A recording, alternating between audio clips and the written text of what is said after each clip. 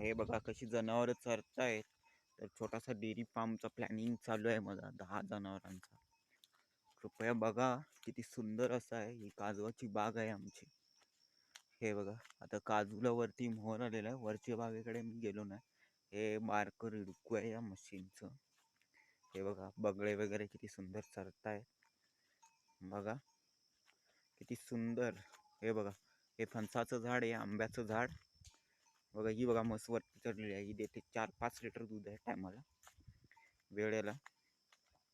आता दुसरी चलते बघा ती आता मला वाटतं वर्ष झाले येऊन. तिचं 3.5 आहे आता.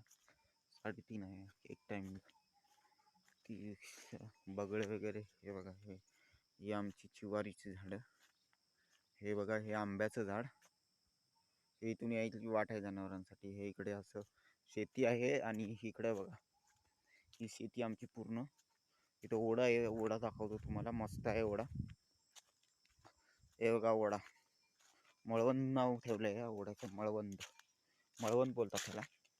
हे ते आंब्याचं आणि फणसाचं झाड आहे बघा. फणसाचं झाड फणस लागतात भरपूर. आत्ता लागल्या नाही, आता कोगल्या पण पडल्या नाहीत अजून. आणि हे बघा पाणी कसं चाललंय ओढ्याचं. इथं जनावर पाणी वगैरे पितात, इथं बसतात. हा व्हिडिओ उद्याला दाखवेन मी तुम्हाला हा व्हिडिओ जनावर बसलेली. नाहीतर दुपारी 1-2च्या दरम्यान तुम्हाला हे दाखवेन मी जनावरं कशी बसतात ते ह्याच्यामध्ये. उन्हाळ्यासाठी योग्य आहे. आणि आता पावसाचं वातावरण असल्या कारणानं हे बघा हे कसलं तरी झाड आहे. मला नाव माहिती नाही. हे इथं आंब्याचं झाड आहे आमचं. भरपूर गोड असा आंबा आहे हा. हे बघा पाणी कसं वाहतंय आहे ओढ्याचं. हे बघा ही सुंदर अशी शेती आहे बघा.